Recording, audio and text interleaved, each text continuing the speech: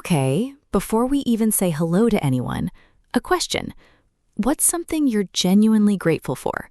Not the big stuff, not health, not family. Something small and specific. Something that would feel strange to say out loud. Jake, what's yours? Ooh, putting me on the spot, but I've got an answer ready. Mine involves a kitchen table, 30 years of Sunday lunches, and potatoes that were always slightly burnt. But you can't ask a question like that and not answer it yourself. I'll answer mine, I promise. I never ask what I can't answer myself. But 30 years of burnt potatoes? That sounds like a story with its own history. Give me the preview version. The preview version is, my grandmother cooked the same Sunday lunch for 30 years, never changed the menu once, and the potatoes were burnt every single time, on purpose, she claimed, and I'm grateful for all of it. The full story comes after we say hello, obviously. Obviously. But first, hello, and a warm welcome to everyone listening. If you're new here, I'm Emma, and this is Jake. Today's conversation is about gratitude, the small things we're grateful for, why we take them for granted, and how practicing gratitude changes the way we experience life. And we'll tell you two very personal stories, dig into what the science actually says and doesn't say about gratitude, and give you a few habits that genuinely work. Plus a game, because we can't help ourselves. Stick around. This one's warm. Right, so, Jake, the kitchen table, 30 years, burnt potatoes. What made it special? Every Sunday at 1 o'clock, the whole family gathered at my grandmother's house. Aunts, uncles, cousins, all 11 of us squeezed around one table. Same menu for 30 years. Roast chicken, vegetables, those burnt potatoes, same chairs, same arguments, same jokes, every single week. And you're grateful for the repetition? Because most people would call that a rut, not a treasure. Help me understand. That's exactly what my teenage self thought. Boring, predictable, ancient. But here's the thing I understood later. That repetition was the point. In a world where everything changes, that table never did. It was an anchor. And an anchor only feels boring when the water is calm. An anchor only feels boring when the water is calm. That's a line I'm going to steal. So what happened? The table must have changed eventually. Life always moves in. It did. My grandmother passed away 8 years ago, and the lunches ended with her. We all tried to take over. Different houses, different recipes, desperate to keep it alive. And it wasn't the same. Suddenly I'd have given anything for one more burnt potato. I'd have eaten a whole plate of them. I still miss that table every single Sunday. Oh, Jake, that's beautiful and heartbreaking at once. The whole table, still set in your memory. And I think I know the lesson you're circling. You don't know what you've got until it's gone. We've all felt that. Exactly. And that's why I'm genuinely grateful for those lunches now. Not despite the burnt potatoes, but because of them. The imperfection is what made it real. Perfection would have been forgettable. Burnt potatoes, though, those you remember. The imperfection is what made it real. The most profound thing you've ever said about vegetables. Okay, my story is quieter than yours. No table, no burnt potatoes. It's a phone call. A phone call? I'm intrigued. Who calls you and why does it matter so much? My dad. Every Tuesday at 8 in the evening, he calls me. Not because something happened, just because it's Tuesday. 20 minutes of ordinary. We talk about nothing. The weather, what I cooked, the neighbor's dog, his tomatoes. 20 minutes of ordinary, on a schedule. Every week. And when did you realize these calls were something to be grateful for? Because I suspect you didn't always feel that way. I didn't. Here's the honest part. For years, I'd see his name on the screen and think, oh, it's Dad. I'll call him back later. I took those calls entirely for granted. They were just always there, like a lamp you forget to notice. So what changed? What made you start noticing the lamp? I moved to a different city for work 3 years ago. A different time zone, a much busier life. Suddenly, the Tuesday call became the one fixed point in my week. And I thought, what if he'd stopped calling years ago when I kept postponing him? What would I have lost without ever noticing? That thought is chilling. The people we love are only a postponed call away from being gone. So what do you do now? Never. I guard that call like it's a meeting with the president. I've turned down dinners, left events early, once even stepped out of a movie. And I told him those Tuesday calls are one of the most grateful for in my life. He went very quiet. I could hear him thinking.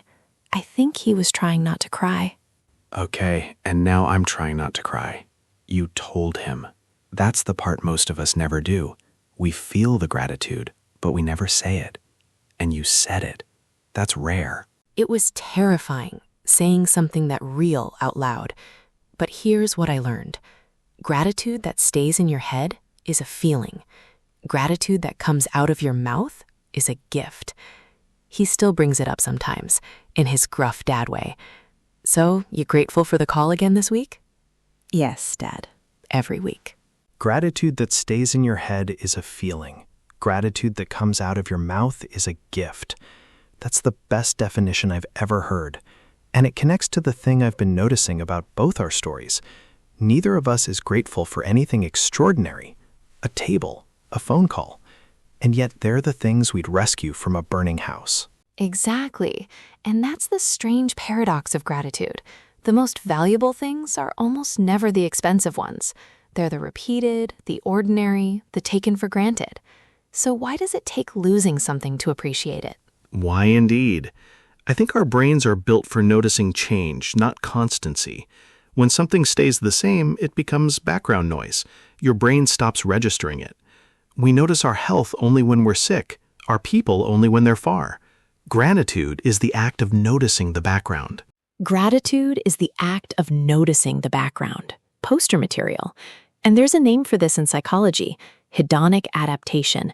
We get used to good things and stop feeling them. The new car feels amazing for 2 weeks. Then it's just the car. Hedonic adaptation, the great enemy of gratitude. We adapt to joy the way skin adapts to a warm bath. And the research says the antidote is almost embarrassingly simple, actively noticing. That's why gratitude journals work. They force your brain to stop and register what it usually skips. And what does the science actually say? Gratitude is having a real moment. Journals, apps, podcasts everywhere. Is it justified or is it wellness fashion? It's genuinely justified, and the studies are surprisingly solid. People who practice gratitude regularly report better sleep, lower stress, even stronger relationships. But, and this is my pushback, it's not magic. Writing "grateful for my sandwich" in a notebook doesn't fix a broken life. Gratitude is a lens, not a cure. A lens, not a cure. I like that. But where do you draw the line? I've heard the criticism that gratitude culture becomes toxic positivity, the pressure to feel thankful even when things are terrible. That's a real criticism, and I think it's fair. The moment gratitude becomes a should, you should be grateful, others have it worse, it stops being honest and becomes a weapon. Real gratitude doesn't deny pain, it coexists with it. You can be grateful for the table and still mourn the person who sat at it. You can be grateful for the table and still mourn the person. Grief and gratitude aren't opposites, they're neighbors. And that's why the language matters. English has beautiful ways to express gratitude, some quite old-fashioned. Let's play. Oh, I love this part. Give me your favorites, and I'll try to guess which century they're from. Deal. First, count your blessings. Notice the good things you have instead of dwelling on what you lack. Second, thankful for small mercies. Grateful for the little bits of good luck, especially after something bad. And grateful from the bottom of my heart. Deep, sincere gratitude, warm and slightly dramatic. And to take something for granted, the opposite. To stop appreciating something because it's always there. The villain of our whole episode. The villain. Taking things for granted, the silent killer of appreciation. It robs you without ever sending an invoice. And one more, a blessing in disguise. Something that seems bad at first but turns out good. Like my friend who lost her job and found the career she wanted. And better late than never applies to gratitude too. It's never too late to say thank you. Even years later, the words still land. A blessing in disguise. Such a hopeful phrase, isn't it? The bad things might be hiding a gift. And learners should know the everyday ways to say thanks, not just the fancy ones. Thanks a lot. I really appreciate it. That means the world to me. I owe you one. Each has a different temperature. That means the world to me, the warmest one. And I owe you one, the friend version, promising a favor in return. Learners, take note. You don't need a big vocabulary to be gracious. One sincere, I really appreciate it, outweighs 100 perfect sentences with no feeling. Feeling over form, a rule for gratitude and English alike. But practically, how do we build gratitude into daily life? Every expert says practice gratitude, but nobody explains the mechanics. What actually works beyond the famous journal? The journal works, but let's be specific. The researched version, every night write 3 things that went well and why. Not 10, not a paragraph, 3 sentences. The why is the secret. It forces your brain to process the moment instead of listing it. And I'd add a second habit, gratitude visits.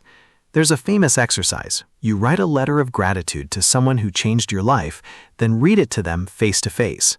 Awkward, emotional, and study after study shows it's one of the most powerful exercises in psychology. A gratitude visit? I love it, and it terrifies me equally. Reading something that sincere to someone's face? I'd need a paper bag. But I believe the research. I've seen people light up when thanked properly, like you handed them a gift they didn't know they needed. And that's the beautiful economy of gratitude.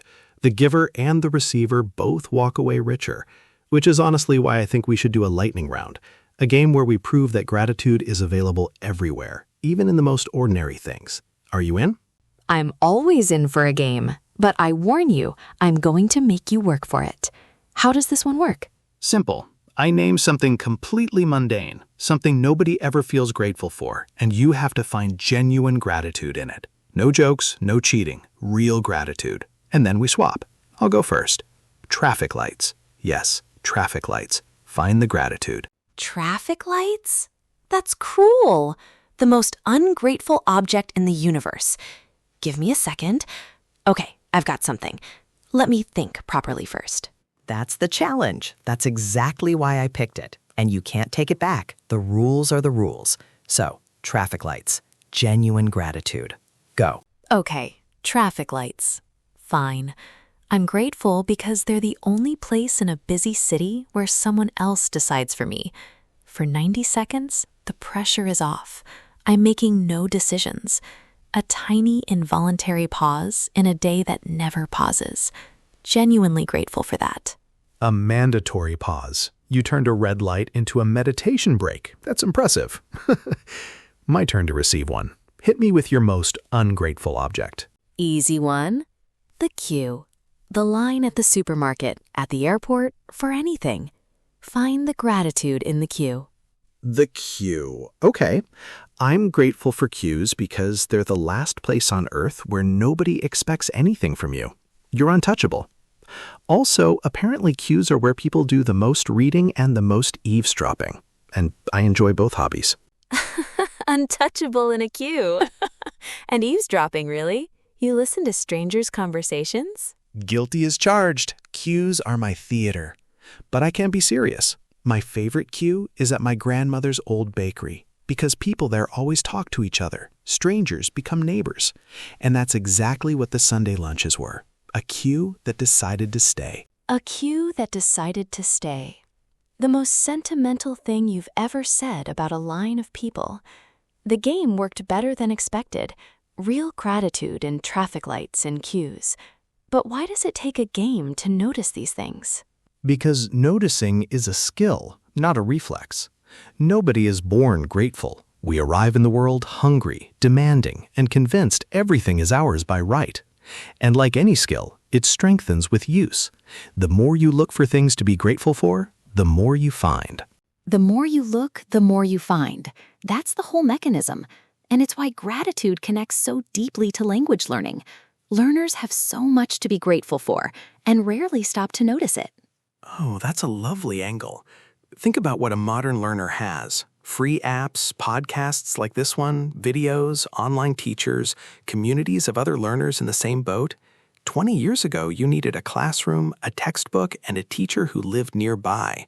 Learners today are standing in a palace and complaining about the wallpaper. Standing in a palace and complaining about the wallpaper. Perfect metaphor. But let's flip it. What should a learner be grateful for, specifically? Give me 3. 1. Your own past self. Every hour you've spent studying is an investment already paying interest. 2. Your mistakes. Each one a teacher that never charges twice. 3. The people who answer your questions.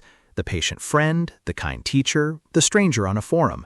Gratitude for help received makes you better at asking for help again. Gratitude for help received makes you better at asking for help again. Beautiful cycle. And it makes me think of the practical side, actually saying thank you in English. Politeness is a skill, and English has so many ways to express it. True, and learners often underuse it. Thank you is fine, but thank you so much. I'm really grateful for your help. I appreciate you taking the time. Those make people want to help you again. Gratitude is the oil that keeps the conversation running. Gratitude is the oil that keeps the conversation running. Stealing that from my teaching notes. And it's true. Learners who thank their partners generously improve faster. Not because thanks made them smarter, but because people enjoy talking to them. People help the grateful. It's that simple. People help the grateful. That's a life rule, honestly. And it's one of the reasons I think we should make gratitude a habit in this podcast. So here's my proposal. Let's close every episode with one genuine thank you to someone we've never met. I love that idea. Who are you thanking today? Today, I'm thanking whoever invented the audiobook. I have a long commute, and audiobooks turn dead time into my favorite part of the day. I've read more books in 5 years than in the previous 20. Whoever you are, audiobook person, thank you. That's a good one. My turn. I'm thanking the stranger who years ago saw me crying on a park bench and silently handed me water and a tissue, then walked away without a word. No lecture, no questions, just exactly what was needed. I've never forgotten it, and I've tried to do the same ever since. Wow, that's the quietest kind of gratitude, passed forward. And it connects to something we haven't said yet. Gratitude doesn't have to be loud to be real. Sometimes it's a tissue on a bench. Sometimes it's a phone call on a Tuesday. Sometimes it's sitting at a table with burnt potatoes. Sometimes a table, sometimes a call, sometimes a tissue. Gratitude lives in the details. So let's give our listeners something they can use tonight. 3 takeaways. You start. Takeaway 1, start a 3 things journal. Tonight, not Monday. 3 things that went well and why. 90 seconds, and the research is unanimous. Takeaway 2, say one real thank you this week, out loud, to someone's face, with specifics. Not thanks for everything. Thank you for the Sunday lunches. They meant more than I knew. Thank you for the Sunday lunches. That example will make someone cry this week, and I mean that kindly. Takeaway 3 from me. Catch yourself taking something for granted and flip it. Next time you're annoyed by the queue, the traffic, the Tuesday call, pause and name what you'd miss if it were gone. Name what you'd miss if it were gone. The fastest gratitude exercise there is. No journal, no app, just one honest thought. And it works in English class too. Frustrated with your progress? Ask what you could do a year ago that you couldn't before. And that's the perspective shift learners need. Gratitude for progress. You didn't learn English in a day, so you won't see progress in a day. But your past self would be astonished at where you are now. Your past self would be astonished. The line I'm taking home. Okay, before we wrap up, one more question, the one I've been saving. What are you grateful for in this exact moment, Emma? Right now, talking to me. Right now, I'm grateful for this, that we get to sit and talk about real things every week, and that strangers around the world choose to listen. I'm grateful a conversation can cross oceans. And honestly, I'm grateful for you, Jake. Prepared and funny every single time. Oh, you're making me blush. But you've just demonstrated the whole episode. Gratitude is specific, it's present, and it's said out loud. You didn't thank the universe or everything. You thanked a person for a real thing in the moment. That's the whole skill in one answer. And you've just demonstrated the teacher's version, pointing out the lesson inside the moment. One last question for our listeners, the same one I opened with. What's something you're grateful for that you've never said out loud? That's a beautiful question to leave them with. And if you're listening right now and something came to mind, someone's face, a place, a meal, a call, that's your answer.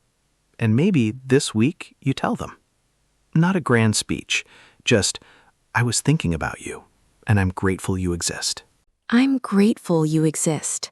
The most underrated sentence in English, and the easiest to say. It costs nothing, and it changes people.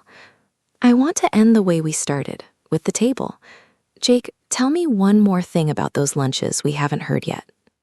One more thing. After lunch, my grandmother always washed the dishes by hand, even though she had a dishwasher. She said it was for special occasions. I never understood that until now. She wanted the last part of the meal to be slow. The washing up was her way of staying at the table a little longer. The washing up was her way of staying a little longer.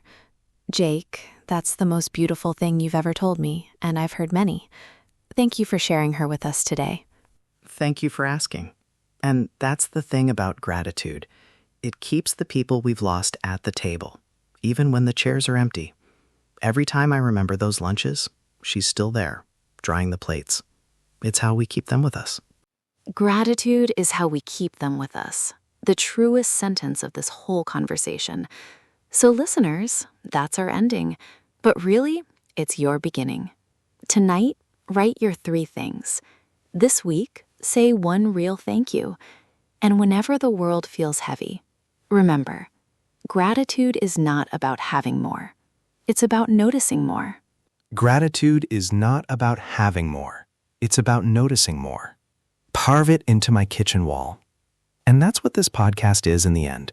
2 friends noticing things together and being genuinely grateful that you're listening. Thank you all for being here today. If this episode reminded you of someone you owe a thank you to, tell us in the comments. We read every single one. And if you're a learner, thank you. Thank you for choosing to learn, for showing up to this conversation in a language that isn't your first, for being brave enough to listen and try. That's something to be genuinely grateful for. And it's you. You're the blessing in disguise. You're the blessing in disguise. The kindest thing we've said all episode. I'm stealing it for the newsletter. One final promise. This week, we'll each say one gratitude visit out loud and report back next episode. Deal? Deal. And listeners, hold us to it. If we forget, remind us in the comments. Accountability is also a form of care. Gratitude with accountability, a new wellness trend. But seriously, thank you for spending part of your day with us. Whatever your Sunday table looks like, a full house, a quiet room, a phone call, we hope you notice it and stay a little longer at it. Stay a little longer at the table. That's our wish for you. The food gets cold, the conversation gets better, and the people you love are the ones who stay. Take care of yourselves and of the people who make ordinary days worth noticing. Goodbye, everyone. Be grateful, be specific, say it out loud. And if you remember one sentence today, let it be this. Gratitude that stays in your head is a feeling. Gratitude that comes out of your mouth is a gift. See you next time. And from my grandmother's table to yours, may your potatoes be burnt, may your phone ring on Tuesdays, and may you never take any of it for granted. Goodbye, everyone, and thank you, from the bottom of my heart. From the bottom of my heart, too. Bye, everyone. And remember, the people you're grateful for are closer than you think. Tell them this week. It might be the best gift they receive all year. Take care, everyone. Bye.